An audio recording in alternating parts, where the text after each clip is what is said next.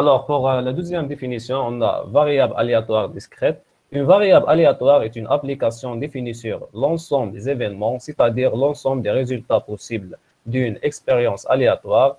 Dans une expérience aléatoire, si on s'intéresse à l'apparition d'un certain caractère X dénombrable, c'est-à-dire ma'doud, on dit qu'on étudie une variable aléatoire discrète.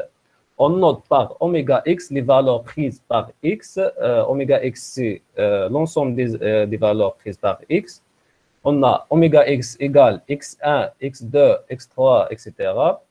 Soit x, une variable aléatoire discrète avec oméga x égale x1, x2, x3, etc.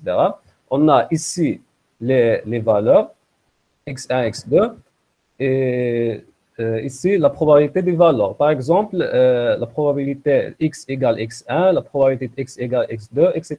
Par exemple, on lance un dé équilibre à 6 faces, alors oméga x égale 1, 2, 3, 4, 5, 6.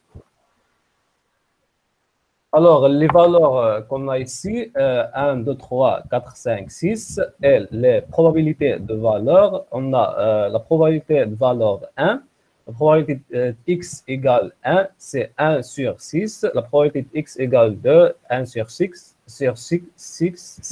etc. Pour la troisième définition, on a variable aléatoire continue. Si les valeurs possibles de x sont réparties de façon continue sur un intervalle, x est une variable aléatoire continue. Dans ce cas, on ne considère plus la probabilité que la valeur aléatoire prenne une valeur donnée, mais que sa valeur soit comprise dans un intervalle donné. Par exemple, le temps d'attente pour obtenir un billet, on a entre 14 heures et 19 heures. Alors, les valeurs peuvent être 14 heures et 3 minutes, 15 heures et 3 minutes, etc. Maintenant, je passe la parole à Nora pour présenter les paramètres d'une variable aléatoire. Bonsoir, monsieur. Alors, bonsoir. C'est bien. Avant de commencer votre partie, s'il y a des questions à propos de la partie de l'étudiant Adil.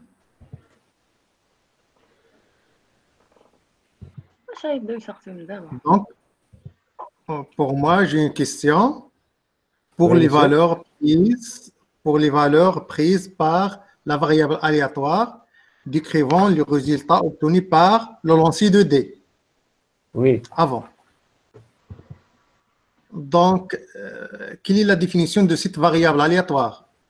Est-ce que 1, 2, 3 jusqu'à 6 sont les résultats obtenus de l'expérience aléatoire ou bien les résultats ou bien les valeurs prises par la variable aléatoire? Ce sont les valeurs prises par la variable aléatoire. Et en même temps, ce sont les valeurs qu'on obtient ou bien les résultats qu'on obtient, qu'on peut obtenir à chaque lancer. Oui, oui. À chaque lancer, on peut obtenir 1, 2, 3. Donc, ce sont des éléments unitaires ou bien des résultats possibles de l'expérience aléatoire. Et en même temps, on peut les définir comme des valeurs prises par cette variable aléatoire. Donc, ici, il faut par exemple faire attention. C'est mieux d'en définir une variable aléatoire qui prend par exemple le gain. Si on obtient un nombre pair, le gain sera 5 dirhams. J'ai un exemple comme ça. Pour faire la différence entre les valeurs obtenues à l'expérience aléatoire et les valeurs de la variable aléatoire. La valeur aléatoire que je vous donne comme exemple, c'est une variable aléatoire qui dépend des résultats obtenus. Ils ne sont pas les résultats elles-mêmes, mais on peut prendre ces résultats elles-mêmes comme des valeurs d'une variable aléatoire. C'est bon? Oui, monsieur. Oui. Pour les étudiants, s'il y a des questions, n'hésitez pas à les poser.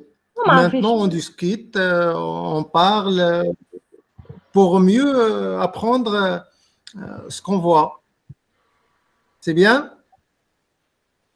Alors, on passe. S'il n'y a pas de questions, on passe.